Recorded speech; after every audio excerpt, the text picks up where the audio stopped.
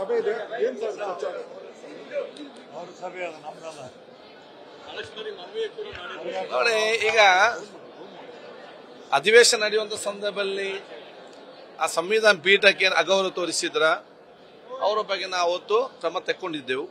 ಆ ಕ್ರಮ ತೆಕ್ಕೊಂಡು ಇವತ್ತು 2 ತಿಂಗಳು ಆಯಿತು. ಈ ಮಧ್ಯದಲ್ಲಿ ಪ್ರತಿಪಕ್ಷದ ನಾಯಕರು, ಆ ಶಾಸಕರು, ಅವರ ಹಿರಿಯ ಬಹಳಷ್ಟು ನಾಯಕರು ಹಿರಿಯಕ್ಕಿದ್ದರು. ಆ ಒಂದು ಬೇಡಿಕೆ ಇತ್ತು, ಏನೊಂದು ಹೆಚ್ಚು ಕಮ್ಮಿ ಆಗಿದ್ದೇವೆ, ಅದನ್ನು ಇನ್ನು ಮುಂದಕ್ಕೆ ಆಗದಂತೆ ನಾವು ನೋಡಿಕೊಳ್ತೇವೆ.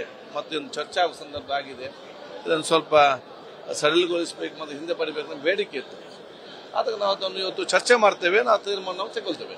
ಇವತ್ತೇ ಅಮಾನತು ವಾಪಸ್ ಪಡೆಯುವಂತ ಸಾಧ್ಯತೆ ಇದೆಯಾ ಸರ್?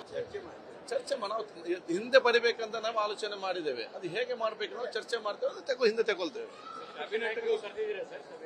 ಹೌದು, ಪ್ರತಿಪಕ್ಷ ನಾಯಕರು, ಮಾನ್ಯ ಮುಖ್ಯಮಂತ್ರಿಗಳು, ಕಾನೂನು ಸಚಿವರು, ನಾನು ಮತ್ತು ನಮ್ಮ ಪ್ರತಿಪಕ್ಷ ನಾಯಕರು ಮತ್ತು ನಮ್ಮ ಇತರ ಸಭಾಪತಿಯನ್ನು ಕೂಡ ನಾವು ಆಹ್ವಾನಿಸ್ತೇವೆ. ಕ್ಯಾಬಿನೆಟ್ಗೂ ಕೂಡ ಸಲಹೆಯನ್ನು ಕೊಟ್ಟಿದ್ರು ಸರ್, ಚರ್ಚೆ ಮಾಡಿ ನಿರ್ಧಾರವನ್ನು ತೆಗೆದುಕೊಳ್ಳಿ ಅನ್ನೋದು. ಅಲ್ಲಿಂದ ಏನಾದರೂ ಬಂದಿದೆ ಸರ್? ನಾವು ಮಿನಿಸ್ಟರ್ ಹೇಳ್ತಾರೆ ಈ ವಿಚಾರದಲ್ಲಿ ತಮ್ಮದೇ ಪರಮಾಧಿಕಾರ ಇರುತ್ತೆ. ಕ್ಯಾಬಿನೆಟ್ ನ ಸಲಹೆ ನೋಡಿ, ಸಿಎಂ ಸಲಹೆ ಆಗಲಿ ತಗೊಳ್ಳೋದು ಸರಿಯಾ? ನೋಡಿ, ಅವತ್ತು ಆದಂತ ಘಟನೆಯನ್ನು ನಾವು ವಿಧಾನಸಭೆಯಲ್ಲಿ ಪ್ರಸ್ತಾಪಿಸ್ತೇವೆ. ಅದಕ್ಕೆ ರೆಸೊಲ್ಯೂಷನ್ ಪಾಸ್ ಮಾಡಿ ಅದು ಬಹುಮತದಿಂದ ಅಂಗೀಕರಿಸಿಗೊಳಿಸಿದೆ. ಅದು ಬಹುಮತ ಶಾಸಕಾಂಗ ಮತ್ತೆ ಎಲ್ಲ ಶಾಸಕರು, ಬಹುಮತ ಇರುವಂತ ಶಾಸಕರು. ಆದ ಕಾರಣ ಸ್ಪೀಕರ್ಗೆ ಒಬ್ಬರಿಗೆ ಅದನ್ನು ತಗೊಳ್ಳಿಕ್ಕೆ ಆಗುದಿಲ್ಲ. ನಮ್ಮ ಇಚ್ಛೆ ವ್ಯಕ್ತಪಡಿಸಬಹುದು, ಇಂದ ನಮ್ಮ ಚರ್ಚೆ ಮಾಡಬಹುದು. ಮತ್ತೆ ಅದನ್ನು ಹೇಗೆ ತೆಗಿಬೇಕಂತೇಳಿ ಚರ್ಚೆ ಮಾಡಲಿಕ್ಕೆ ಬಹುಶಃ ಸರ್ಕಾರ, ಪ್ರತಿಪಕ್ಷ ಎಲ್ಲವೂ ಕೂಡ ಅಗತ್ಯ.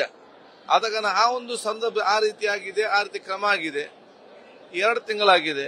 6 ತಿಂಗಳಲ್ಲಿ 30% ಮುಗಿದಿದೆ. ಎಲ್ಲರೂ ಕೂಡ ಬಹುಶಃ ಹೆಚ್ಚು ಕಮ್ಮಿ ಆಗೇ ಆಗ್ತದೆ. ಯಾರನ್ನೆಲ್ಲ ಕೂಡ ಎಂತವ್ರಿಗೆ ಕೂಡ ಶ್ರಮ ಈ ದೇಶದಲ್ಲಿ ಇವತ್ತು ಇದ್ದೇ ಇದೆ. ಇವಾಗ ನಮ್ಮ ಶಾಸಕ ಮಿತ್ರರು ನಮ್ಮವರೇ, ಅದನ್ನ ನಾವೆಲ್ಲ ಸೇರಿಕೊಂಡು ಅದನ್ನ ಹೇಗೆ ಕೊನೆಗೊಳಿಸಬೇಕಂತ ನಾವು ತೀರ್ಮಾನ ಮಾಡ್ತೇವೆ. ನಾವು ಮಾಡ್ತೇವೆ ಸಕಾರಾತ್ಮಕವಾಗಿ. ನಾವೆಲ್ಲರೂ ಕೂಡ ಒಗ್ಗಟ್ಟಾಗಿದ್ದೇವೆ. ಮತ್ತೆ ಅಲ್ಲಿ ಅದು ಬಿಜೆಪಿ ಶಾಸಕರು, ಕಾಂಗ್ರೆಸ್ ಶಾಸಕ ಅಂತಲ್ಲ, ಸಂವಿಧಾನ ಪೀಠಕ್ಕೆ ಯಾರು ಅಗೌರವ ತೋರಿಸಿದ್ರೆ ಅವರನ್ನು ಮಾತ್ರ, ಅದಕ್ಕೆ ಪಕ್ಷ ಅಂತ ಯಾವ ಸೀಮಿತಗೊಳಿಸೋದು ಬೇಡ. ನ್ಯೂಸ್ ಫಸ್ಟ್, ನಿರ್ಭೀತಿಯಿಂದ ನಿಮ್ಮ ಪರವಾಗಿ.